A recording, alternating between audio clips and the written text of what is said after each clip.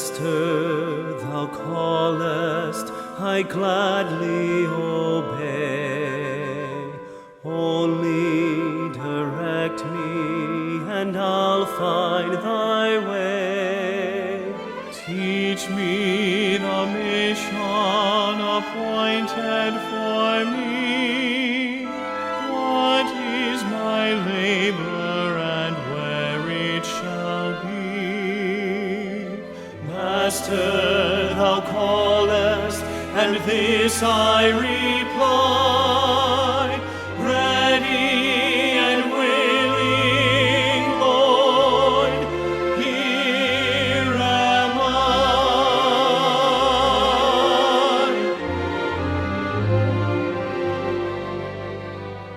Willing, my Savior, to take up the cross.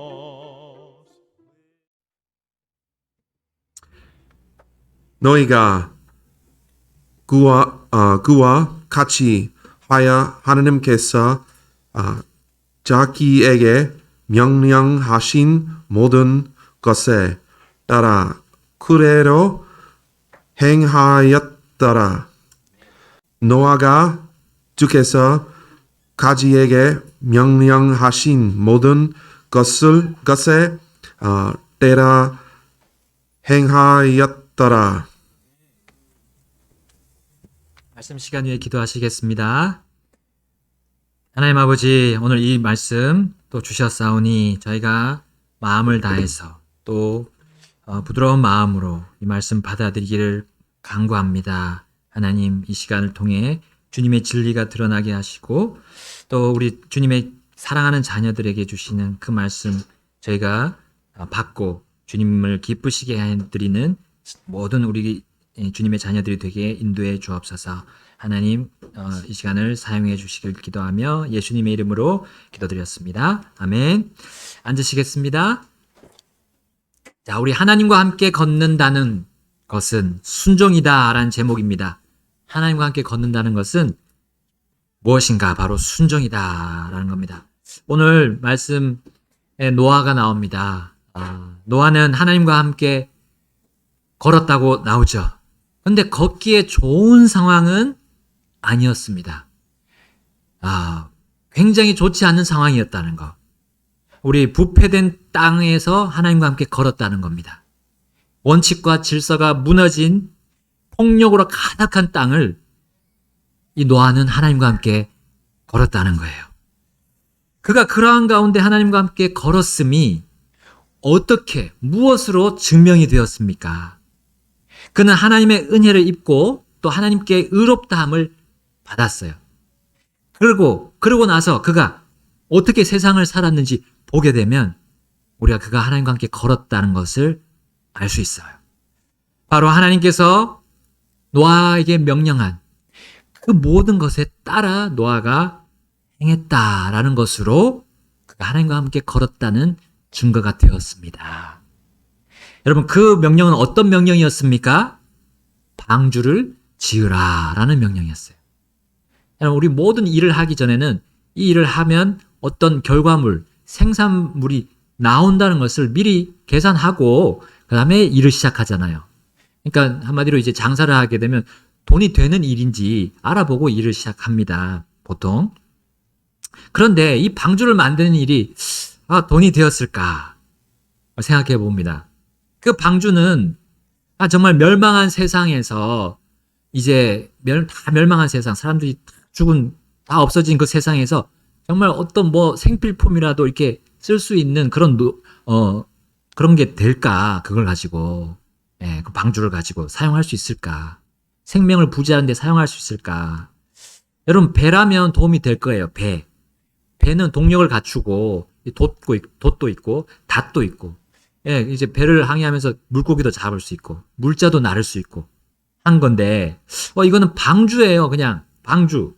그 모양부터가 그냥 나무 상자, 큰 거대한 나무 상자일 뿐이에요. 돛대도 없고 닷도 없고 연료를 넣고 동력을 이렇게 생산할 수 있는 엔진도 없습니다. 방주는 그러했어요. 근데 하나님께서 그 방주를 만들라라고 하시면서 설계도를 주셨어요.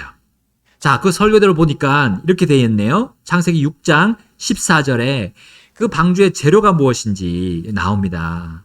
자, 너는 고펠나무로 방주를 짓고 방주 안에 방들을 만들며 역청으로 그것에 안팎을 칠할지니라 했어요. 뭐 배든지 방주든지 물에 떠야 되니까 일단은 역청이 필요하고 그 방수 작업을 할 필요가 있었어요. 뭐 여기까지는 문제가 없습니다. 근데 그 다음부터는 사람이 이해하기가 좀 쉽지 않아요. 자, 어떻게 만들라 했냐면 15절부터 16절, 제가 15절 읽고 우리 16절 함께 읽겠습니다. 내가 만들 방주의 모양은 이러하니 방주의 길이는 300규빗이요 너비는 50규빗이며 높이는 30규빗이니라. 함께 읽겠습니다. 너는 방주에 창을 만들되 위에서부터 1규빗 안에 그것을 완성하고 방주의 문은 방주 옆으로 내며 그것을 아래층, 둘째 층, 셋째 층으로 만들지니라. 여러분 여기 1규빗, 규빗이란 단위가 나옵니다. 1규빗이 한 45cm, 우리 여기서 여기까지의 길이라고 합니다. 한 45cm로 정한다면 방주의 길이는 한 135m, 그리고 너비는 22.5m, 높이는 13.5m 정도 되고요. 이것은 우리 현재 있는 유조선이나 컨테이너선 이쪽 큰 배들 그 한 척과 거의 길이가 맞먹습니다. 어마어마한 크기죠. 제가 거기 배에서 배 만드는 일을 잠깐 했었는데 한 1년 정도 했는데 어마어마한 큰 그 유조선이나 컨테이너선에 올라가서 일을 했었거든요. 전기 줄을 까는 일이었어요. 엄청 굵은 것부터 얇은 것까지 너무나 엄청나게 큰 사이즈입니다. 이 방주가. 자, 이것은 근데 동력이 없다는 거예요. 물이 그냥 떠서 물이 가는 대로 그냥 가는 거예요. 떠내려가는 거예요. 떠다녀야 되는 거예요. 그리고 이 보니까 창문을 보니까 창문이 이렇게 많아야 빛이 좀 들어와서 이 햇빛을 쐬어야 되잖아요, 사람은. 근데 창문이 저기 맨 꼭대기에 거기에만 있는 거예요. 이상한 거죠. 근데 문도 딱 하나밖에 없어요. 문이 옆으로 하나가 딱 나 있습니다. 이걸 하나님께서 설계해서 이렇게 하라고 만들라고 지으라고 주신 거예요. 자, 노아는 이어서 이 방주의 모양보다 더 중요한 부분을 하나님께로부터 듣습니다. 그리고 그것은 바로 세상을 어떻게 멸하실지에 대해서 그는 들었어요. 자, 17절 말씀에 나오죠. 보라, 나 곧 내가 땅 위에 물들의 홍수를 일으켜 속에 생명의 숨이 있는 모든 육체를 하늘 아래에서 멸하리니 땅에 있는 모든 것이 죽으리라. 자, 홍수 자체가 이 노아 시대 그 전부터도 한 번도 일어난 적이 없던 일이에요. 그리고 그 홍수를 피하기 위한 용도로 이 방주를 설계하신 것임을 하나님께서 그에게 가르쳐 주셨던 겁니다. 노아는 이 방주를 만드는데 참 인간적으로 참 의문이 생길 수밖에 없습니다. 왜 이렇게 크게 만드시고 또 여러 방을 또 만들려고 하셨는가? 우리 가족 8식구밖에 없는데 우리가 여기 방주 안에 들어가서 정말 멸망을 면할 수 있는가라는 의문이 들 수 있었어요. 그러나 하나님은 사람의 모든 질문에 대답할 준비가 되어 있으십니다. 자, 6장 18절부터 19절, 20절 읽겠습니다. 제가 먼저 읽습니다. 그러나 너와 더불어 내가 내 언약을 세우리니 너는 너와 내 아들들과 내 아내와 너와 함께한 내 아들들의 아내들과 함께 방주로 들어올지니라. 너는 모든 육체에 살아있는 것 중에서 종류마다 2마리씩 방주로 데리고 들어와 너와 함께 그것들이 살아남게 할지니 그것들은 수컷과 암컷이어야 하리라. 함께 20절 읽겠습니다. 날짐승이 그것들의 종류대로, 가축이 그것들의 종류대로, 땅에 기는 모든 것이 그것의 종류대로 종류마다 2마리씩 내게로 나아오리니 그것들을 살아남게 하라. 아멘. 자, 하나님은 노아의 가족뿐만 아니라 여기 동물들도 그 방주 안으로 들어올 것을 말씀하신 거예요. 그리고 거기에 더해서 그 양식들, 너와 그 동물들이 먹을 수 있는 양식도 다 들여오라고 21절에 말씀하고 있습니다. 그런데 아무리 하나님의 설계도가 이 빈틈없다 하더라도 이 방주를 실제 짓는 일은 누가 해야 됩니까? 노아와 그의 가족들이 해야 됐어요. 그들의 몫이었어요. 방주를 만들기 위한 재료, 그걸 손수 가져와야 했습니다. 특히 그 어마어마한 양의 고펠나무를 잘라서 운반해야 되는 그 수고, 그 힘, 그 기술, 그 시간, 얼마나 막대한 자원이 드는 일입니까? 자, 물론 하나님은 그것을 할 수 있는 지혜와 지식을 주셨을 거예요. 그러나 그들은 자신들의 육체의 힘을 쏟아야 했어요. 수 없는 또 실수도 반복해야 했어요. 그래서 기술을 터득해야 되죠. 몸을 움직여야 했습니다. 어마어마한 땀을 또 흘려야 됩니다. 그리고 심지어 자재들, 그 기구들을 이제 긁히거나 이렇게 상하면 몸에 피도 흘려야 됐어요. 노력과 고생을 쏟아야 했습니다. 자, 이 홍수도 이해가 잘 안 되는 이 마당에 이 노아가 이 하나님의 명령에 어떻게 반응했습니까? 그리고 자기가 모든 힘을 다, 생명을 다해서 이걸 만들어야 되는 그 상황에 처했을 때 노아는 어떤 반응을 보였습니까? 6장 22절 함께 읽겠습니다. 6장 22절 시작. 노아가 그와 같이 하여 하나님께서 자기에게 명령하신 모든 것에 따라 그대로 행하였더라. 이 일이 수십 년, 아니 수백 년이 걸려도 완성할 수 있다는 거. 요걸 노아가 믿었어요. 왜냐하면 하나님께서 설계하신 것이라는 걸 믿었기 때문에. 그리고 설계하신 분이 하나님이라면 하나님은 완성할 힘도 주실 것을 노아는 믿었기 때문입니다. 사람이 여러분 가지고 있는 그 신념이 있어요. 어떤 발명품을 이렇게 생산할 때 보면 굉장히 기발하잖아요. 너무 기발하면. 근데 그것을 생각하기 위해서 여러 가지 생각을 하고 엄청난 노력을 기울입니다. 그리고 여러 가지 실수도 반복합니다. 마침내 그 사람의 신념에 따라서 드디어 우리 생활에 필요하고 이게 정말 편리한 그런 물품들이 만들어집니다. 여러분, 사람의 신념 자체가 그렇다면 하나님을 믿는 이 믿음의 힘은 얼마나 더 클까요? 믿음대로 될지어다 우리 예수님이 말씀하셨잖아요. 그 믿음대로. 그 믿음대로 이루어지는 일은 전부 선하다는 사실이에요. 우리 하나님을 믿는 그 믿음대로 하는 일은 결과가 항상 선하다. 그러나 인간의 발명품은 어떻습니까? 항상 선하게 결과가 나옵니까? 아니죠. 악으로 흐를 때가 많습니다. 그러나 하나님의 설계품은 처음엔 악하게 보여도 결국 선으로 흘러가게 되어 있어요. 노아와 그의 가족들은 드디어 이제 홍수의 재앙을 피할 그 방주를 완성해냈습니다. 얼마나 오랫동안 그들이 고생했을까요? 그리고 하나님은 이제 다시 그렇게 방주를 완성한 노아에게 말씀하십니다. 7장, 우리 창세기 7장으로 넘어가서 1절을 보겠습니다. 주께서 노아에게 이르시되 너와 내 온 집은 방주로 들어오라. 이 세대에서 내가 내 앞에 의로운 것을 내가 보았느니라. 여러분, 하나님은 노아와 그의 가족들이 믿음으로 그 방주를 지었음을 보셨어요. 믿음으로. 하나님에 대한 믿음으로, 확신으로. 그리고 그들이 자신 앞에서 하나님은 그들이 자신 앞에서 의롭다는 것을 확인하셨어요. 그러시면서 이제 그들이 그 다음 일을 또 하나의 일을 실행하도록 전에 하신 명령을 다시 명령하셨습니다. 그것이 뭐냐면 이제 동물들을 방주 안으로 들이라는 거였어요. 공중의 날짐승도 방주 안으로 들여서 그것들이 지면에서 살아남게 하라라고 하셨어요.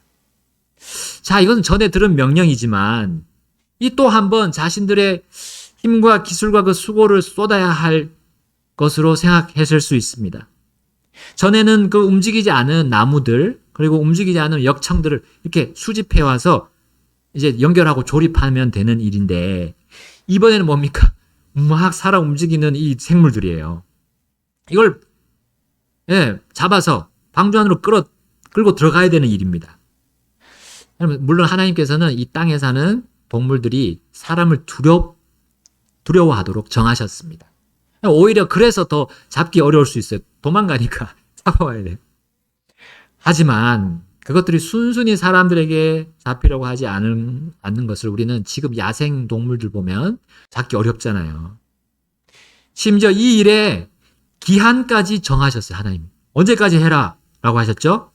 1회 동안, 7일 동안, 일주일밖에 기한이 없는 거예요. 자, 왜냐하면 하나님께서 1회 뒤에 홍수를 내리실 것을 노아에게 벌써 말씀하신 거예요. 그런데 이 막중하고 다급한 일과 더불어 하나님께는 또 한마디를 덧붙이십니다. 4절입니다. 이제 1회 뒤에 내가 밤낮으로 40일 동안 땅 위에 비가 오게 하여 내가 만든 모든 생명체를 지면에서 끊어 멸하리라 하시니. 전에 홍수에 대해서는 들었어요. 잘 이해할 수 없었죠. 그런데 이번에는 홍수를 일으키는 그 요소를 말씀하셨어요. 그것이 뭡니까? 비였습니다. 여러분, 밤낮으로 땅에 비가 올 것을 말씀하셨는데 노아는 그 전까지 비라는 건 한 번도 본 적이 없었어요. 하늘에서 물이 떨어지는 건 본 적이 없었어요. 그러니까 홍수 자체도 없었죠.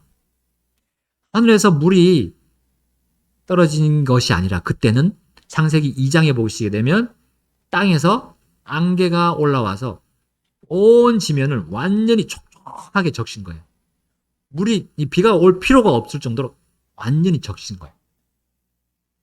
비가 필요 없던 때를 살았던 노아였어요. 근데 노아는 홍수 자체도 이해 안 되는데 비 오는 것도 정말 얼마나 생소했을까. 비가 온다는 말씀에.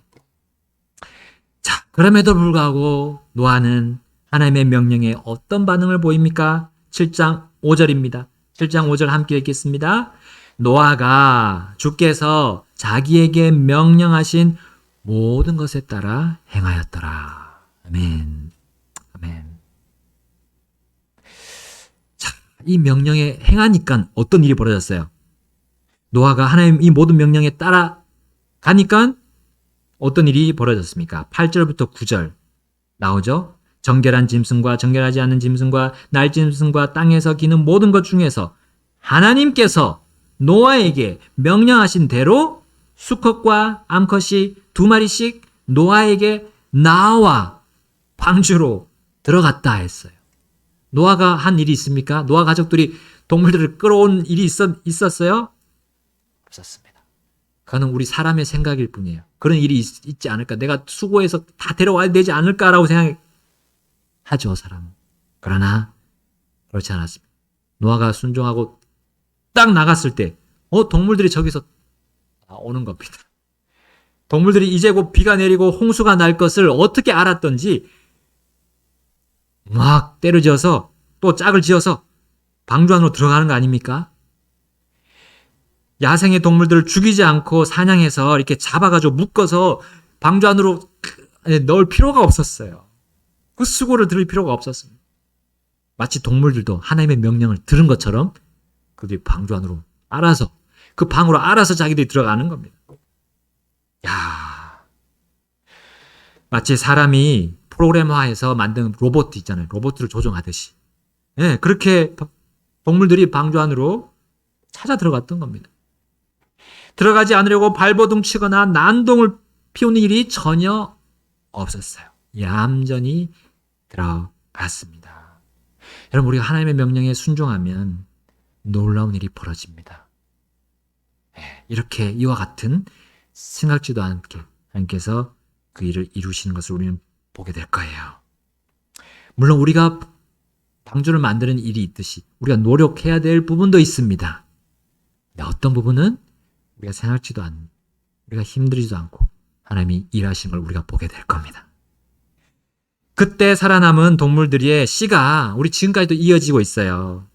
그러므로 지진이 막 나려고 하면, 천재지변이 막 일어날 그 직전에, 태풍이 막 몰려오기 직전에 동물들이 사람보다 더 빨리 대피하는 걸 우리 보잖아요.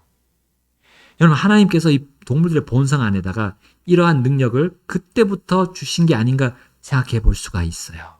노아 홍수 직접 그때 넣어주신 게 아닌가. 이것은 노아가 하나님의 모든 명령에 따라 행했던 그 일과 깊은 연관이 있는 겁니다. 사람이 순종하면 동물들까지도 이렇게 순종할 수 있다는 거. 이거는 생물학자나 동물학자들이 풀지 못하는 미스테리잖아요. 동물들이 벌써 알고 피한다는 거. 근데 우리는 알 수 있습니다. 바로 이 노아 시대 때 그 동물들이 그렇게 방주 안으로 피해서 들어왔다는 거. 이제 노아와 가족들이 하나님의 명령대로 방주 안으로 들어갔습니다. 또한 모든 동물들도 명령에 따라 들어갔습니다. 그리고 무슨 일이 벌어졌습니까? 전에는 한 번도 없던 일이 동시다발로 일어났어요. 그게 창세기 7장 10절에서 12절에 나옵니다. 읽어보겠습니다. 같이 읽겠습니다. 10절 시작. 이래가 지나서 땅 위에 홍수의 물들이 임하니라. 노아의 생애에서 600째 해 둘째 달 곧 그 달 17일 바로 그날에 큰 기품의 모든 샘들이 터지고 하늘의 창들이 열리며 비가 밤낮으로 40일 동안 땅 위에 쏟아졌더라. 하나님께서 하늘과 땅과 그 안에 모든 것을 창조하실 때를 한번 되짚어 봅시다. 땅은 어디서 나왔습니까? 물에서 나왔다고 기록이 되어 있어요. 그리고 땅은 물 위에 있게 된 겁니다. 그리고 여기 나오는 기품이 있죠. 기품의 모든 샘들. 기품이란 것이 창세기 1장 2절에 나옵니다. 그것의 위치는 이제 물에서 나오게 된 땅의 아래에 위치하게 되죠. 기품이란 게 아래쪽에, 땅 아래. 그리고 창세기 1장에는 자세히 언급되지 않지만 땅과 기품의 샘이, 물이 들어있는 그 샘이 있었어요. 근데 그것이 다 터져서 올라오고 하늘의 창이 열려서 비가 내렸다는 거죠. 자, 그러나 하나님께서는 부패된 땅, 이 창조 질서를 무너뜨리고 법을 위반하여 폭력으로 가득하게 된 그 땅을 멸하시기 위해 이 물들의 홍수를 이와 같이 일으키신 거예요. 샘들을 터뜨리시고. 자, 원래는 그 샘들은 땅 위를 매일같이 촉촉하게 적셔 주었던 안개의 공장이었어요. 근데 그걸 다 터뜨려 버리신 거죠. 그 물들이 다 땅 위를 덮고 또 차오르게 하셨어요. 그리고 하늘의 창들도 다 여시고 그 창조 때 만든 궁창 위의 물들이 땅 위로 쏟아져 내립니다. 여러분, 우리가 지금 종종 경험하는 국지성 호우라고 하잖아요. 국지성 호우, 게릴라성 폭우. 그게요, 하루만 내려도 어떻게 됩니까? 도시가 마비됩니다. 그리고 심지어 급류가 생겨서 사람들이 맨홀에 빨려 들어가죠. 시골의 계곡 물이 불어나가지고 그 계곡 옆에 있던 집들이 통째로 물에 그냥 떠밀려가는 거 우리 봤습니다. 그렇다면 40일 동안 그 폭우가 계속 쏟아진다면 어떻게 되겠습니까? 노아와 가족들은 이제 알았어요. 왜 하나님께서 방주의 창문을 제일 꼭대기 위에다가 위치하셨는지. 그 이유를 이제 비가 오고 홍수가 난 것을 그 일이 일어났을 때 알았어요. 자, 7장 16절 이렇게 나옵니다. 들어간 것들은 하나님께서 그에게 명령하신 대로 모든 육체의 수컷과 암컷이더라. 그것들이 들어가매 주께서 그를 안에 넣고 닫으시니라. 바로 그들이 방주의 문을 하나님이 직접 닫으신 이유부터 왜 하나님이 그렇게 방주를 만드셨는지, 설계하셨는지 알게 되었어요. 왜냐하면 그때로부터 정말 홍수로 인해 땅이 멸망하고 있었기 때문입니다. 그것이 우리 17절부터 22절 또 24절에 나옵니다. 홍수가 땅 위에 40일 동안 있었으므로 물들이 불어나 방주를 띄우니 방주가 땅 위로 들리더라. 물들이 넘쳐서 땅 위에 크게 불어나매 방주가 물들의 표면 위로 올라갔으며 물들이 땅 위에 크게 넘침으로 온 하늘 아래에 있던 모든 높은 산이 덮였더라. 물들이 불어서 15큐빗 위로 오름에 산들이 덮이고 땅 위에 움직이던 모든 육체가 죽었으니 곧 날짐승과 가축과 짐승과 땅에서 기는 모든 기는 것과 모든 사람이라. 마른 육지에 있던 모든 것 중에 콧구멍에 생명의 숨이 있던 모든 것이 죽었더라. 24절에 보면 물들이 150일 동안 땅 위에 넘쳤더라. 노아는 수백 년 전부터 이 망주를 만들면서 가만히 있었겠습니까? 이 심판을 선포했음이 분명합니다. 하나님의 심판과 함께 주님의 오심을 대언한 이 에녹처럼 노아도 그렇게 했음이 분명합니다. 그러나 사람들은 홍수가 있을 것을 노아가 말했을 때 무시하고 멸시했죠. 불과 홍수 일주일 전에는 비가 올 것이라고 말했을 때 사람들은 더욱 노아를 무시하고 멸시하며 욕했을 겁니다. 그러나 그들은 노아의 말대로 홍수가 났음을 뒤늦게 깨닫고 방주의 문을 열어달라고 방주로 왔을 거예요. 그러나 하나님께서 닫으신 그 문은 누구도 열 수 없었습니다. 창문이 맨 위에 있지 않고 1층이나 2층에 있었다면 사람들이 창문을 깨고 사다리를 연결해서 침입해서 들어왔을 거예요. 그러나 그럴 수가 없었어요. 이미 물들이 차가지고 그렇게 할 수가 없고 창이 맨 위에 있기 때문에 북수고 들어올 수가 없었어요. 또한 하나님은 노아 가족들이 창문으로 멸망하는 그 세상을 볼 수 없게 하셨어요. 이거는 긍휼입니다. 하나님이 주신 긍휼. 그걸 보지 않게 하는 게. 그거 보면 얼마나 끔찍하겠습니까? 그리고 또 동정심이 들어서 그 창문을 열고 사람들을 태울 수도 있었어요. 그러나 맨 꼭대기에 있는데 어떻게 태울 수 있겠습니까? 왜 하나님께서 방주를 그렇게 설계하셨는지 이제 노아와 가족들은 순종한 뒤에 알게 되었어요. 순종하기 전에는 이해 못하죠. 왜 그렇게 이상한. 그러나 일단은 하나님이 명령하신 것에 따라 행했을 때 그 이후에 깨닫게 된다는 거. 확실히 우리가 알게 된다는 거.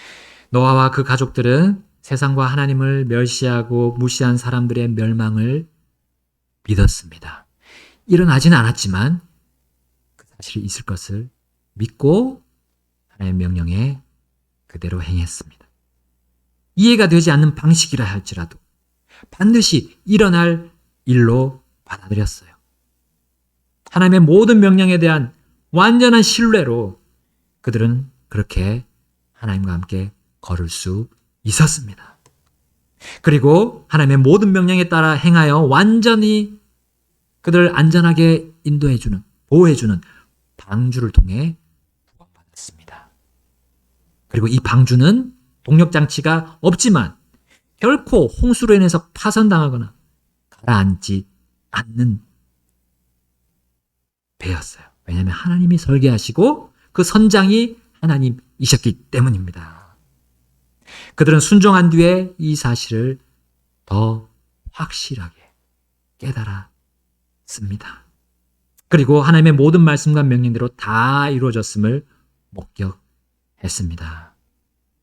창세기 7장 23절 함께 읽겠습니다. 창세기 7장 23절 시작. 지면 위에 있던 모든 생명체 곧 사람과 가축과 기는 것과 하늘의 날짐승이 멸망하였더라. 그들이 땅에서 멸망하였고 오직 노아와 그와 함께 방주에 있던 자들만 살아남았더라. 아멘. 여러분 이제 곧 물로 심판하지 않으시지만 뭐로 심판한다고 하셨어요? 불입니다. 우리 그걸 한 번도 본 적이 없습니다. 불로 이 땅이, 이 하늘이 해체가 된다는 거. 이 원소들이 해체가 되는 거. 그리고 우리가 했던 모든 일들이, 이 땅에서 한 일들이 다 불타 없어진다는 거. 우리 본 적이 없습니다. 그러나 우리가 믿을 수는 있습니다. 그리고 하나님 하신 모든 말씀에 우리도 노아처럼 따를 수 있어요. 순종할 수 있습니다. 그것이 바로 하나님과 함께 걷는 아주 단순한 모습입니다. 여러분, 우리가 하나님과 함께 걷고자 한다면 하나님의 명령이 이해가 되든 되지 않든 믿고 신뢰합시다. 하나님의 판단이 나의 판단과 맞지 않을 때는 어떻게 합니까? 나의 판단은 내려놓고 하나님의 판단을 따르는 게 바로 하나님과 함께 걷는 겁니다. 왜 그렇게 말씀하셨는지, 왜 그렇게 명령하셨는지는 이제 우리가 하나님과 함께 걷다 보면 알게 되는 날이 반드시 온다는 것. 반드시 온다는 것. 그걸 알 때 그 행복과 기쁨이 바로 주님과 함께 걷는 그 기쁨이란 그 우리 아까 불렀던 찬송, 그 가사 거기에 녹아 있어요. 그때의 기쁨. 우리 함께 누립시다. 주님 앞으로 나가서 결단하시겠습니다. Willing to suffer reproaches and loss, willing to follow if thou wilt but lead, only support me with grace in my need. Master, thou callest, and this I read.